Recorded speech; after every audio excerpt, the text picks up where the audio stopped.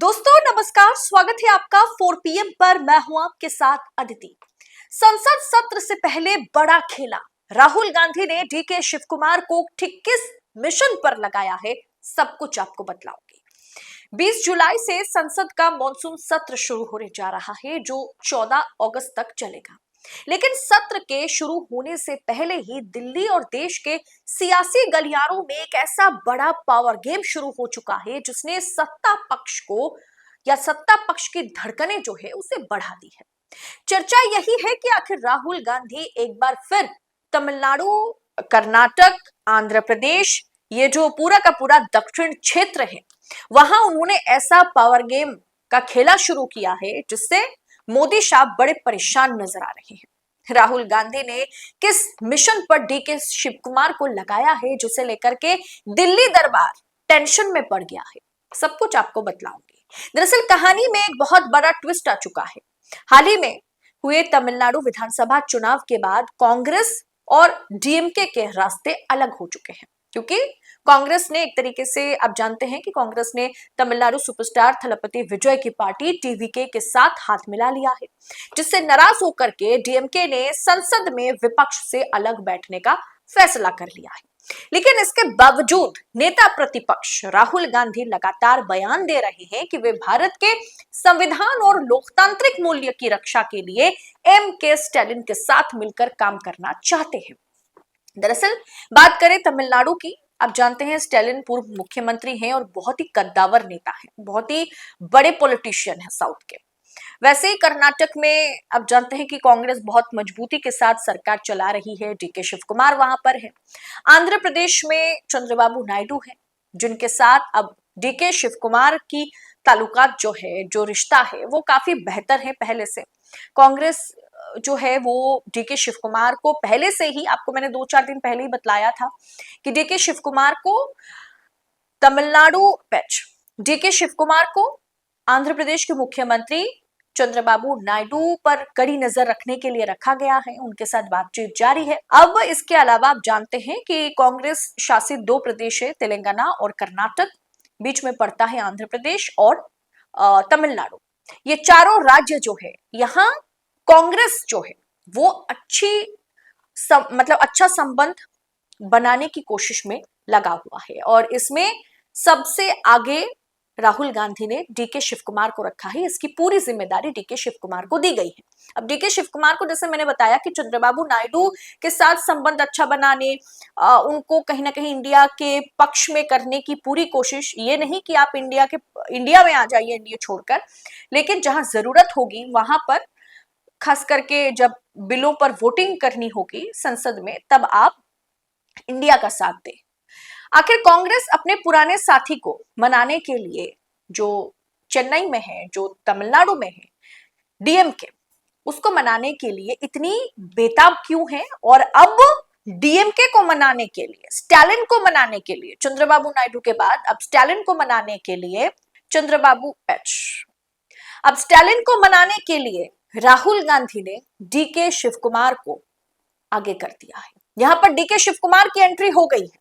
आखिर कांग्रेस अपने पुराने साथी को मनाने के लिए इतनी बेताब क्यों हो रही है, और इसके पीछे एनडीए का वो कौन सा चक्रव्यूह है जिसे तोड़ने के लिए राहुल गांधी ने अपनी पूरी ताकत झोंक दी है, और आखिर साउथ के ऊपर राहुल गांधी इतना फोकस क्यों कर रहे हैं? संसद के इस मॉनसून सत्र को लेकर के एनडीए के हौसले काफी बुलंद दिखाई दे रहे हैं। इसके वजह क्या है आप जानते हैं, बहुत अच्छे से जानते हैं इसकी वजह क्या है। हाल ही में विपक्ष को 2 बड़े झटके लगे हैं। पश्चिम बंगाल में तृणमूल कांग्रेस का एक बहुत बड़ा धड़ा जो है वो टूट गया है, जिसके बाद 20 सांसद अलग हो गए जो एनडीए के समर्थन में है। उसमें से 2 सांसद ने कल ही जो है वो बीजेपी का दामन थाम लिया है। महाराष्ट्र में उद्धव ठाकरे की शिवसेना से भी 6 सांसद टूट चुके हैं। इन टूटे हुए धड़ों के कुल 26 सांसदों को मिलाकर लोकसभा में एनडीए की ताकत 318 तक पहुंच जाती है। लेकिन बीजेपी का असली लक्ष्य जो है वो 363 का जादुई आंकड़ा है, जो कि लोकसभा में 2/3 यानी 2/3 बहुमत के लिए जरूरी है। अब दोस्तों ये रिपोर्ट में भी छपी है ये खबर कि अगर बीजेपी को तमिलनाडु की सत्ताधारी पार्टी डीएमके के 22 लोकसभा सांसदों का समर्थन मिल जाता है तो एनडीए का यह आंकड़ा 340 तक पहुंच जाएगा। हालांकि फिर भी 2/3 मेजोरिटी बीजेपी को या एनडीए को प्राप्त नहीं हो रहा है, 2/3 बहुमत से फिर भी वो 23 सांसद दूर रहेंगे, लेकिन वे इसके बेहद करीब तो आ जाएंगे। अब इसी को रोकने के लिए राहुल गांधी ने डीके शिव कुमार को जिम्मेदारी दी है और इसी के लिए स्टालिन को मनाने की कोशिश जारी है मॉनसून सत्र से पहले। अब सवाल उठता है कि बीजेपी को इस 2/3 बहुमत के करीब पहुंचने की इतनी बड़ी जल्दबाजी क्यों है।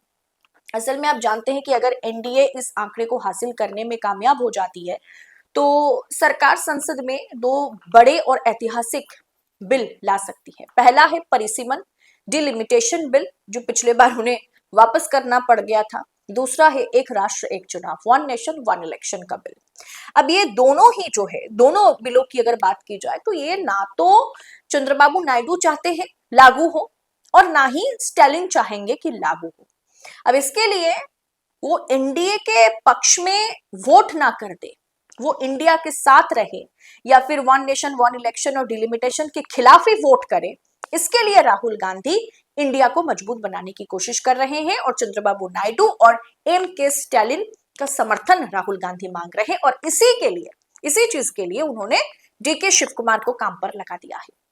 दरअसल विपक्ष जो है वो भली भांति जानता है कि अगर ये बिल पास हो गया तो देश की सियासत हमेशा के लिए बदल जाएगी, विपक्ष रहेगा नहीं। यही कारण है कि राहुल गांधी और कांग्रेस भी समझ चुके हैं कि अगर इस चक्रव्यूह को तोड़ना है तो डीएमके के 22 सांसदों को किसी भी कीमत पर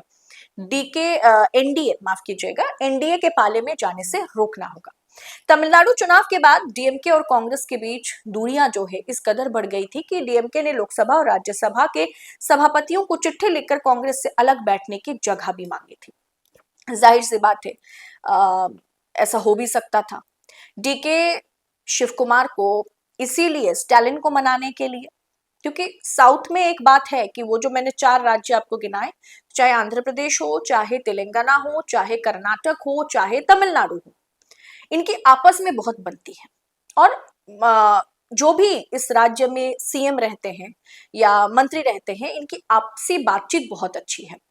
अब इसीलिए स्टालिन को मनाने और चंद्रबाबू नायडू भी इस मैटर पे वन नेशन वन इलेक्शन और परिसीमन डिलिमिटेशन के मामले में एनडीए के पक्ष में वोट ना करे, इसके लिए डीके शिव कुमार दोनों के साथ संपर्क में है।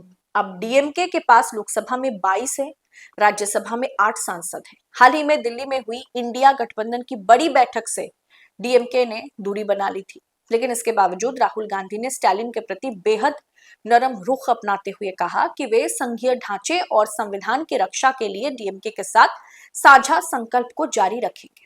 अब कांग्रेस अध्यक्ष मल्लिकार्जुन खड़गे ने करीबी और राज्यसभा सांसद नासिर हुसैन ने भी साफ संकेत देते हुए कहा है कि जो भी पार्टी संविधान और विविधता की रक्षा के लिए बीजेपी आरएसएस के खिलाफ लड़ना चाहता है, हम उसके साथ काम करने के लिए तैयार है।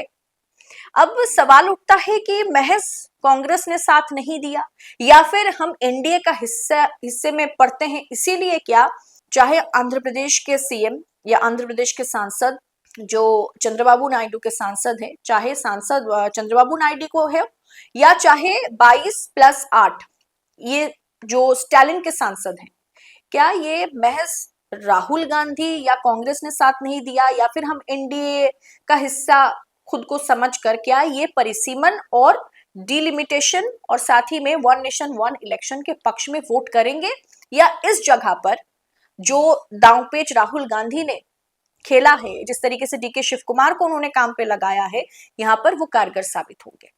फिलहाल आपको क्या लगता है, कमेंट बॉक्स में आप अपनी राय जरूर शेयर करें और मॉनसून सत्र में देखना दिलचस्प होगा कौन किसके पक्ष में वोट करते हैं और राहुल गांधी डीके शिव कुमार को काम पर लगा करके कितनी बड़ी कामयाबी हासिल करते हैं। फिलहाल इस पूरे विषय पर कमेंट बॉक्स में अपनी राय लिखें। वीडियो अच्छी लगी है, रिपोर्ट अच्छी लगी है तो आगे शेयर करें, फॉरवर्ड करें।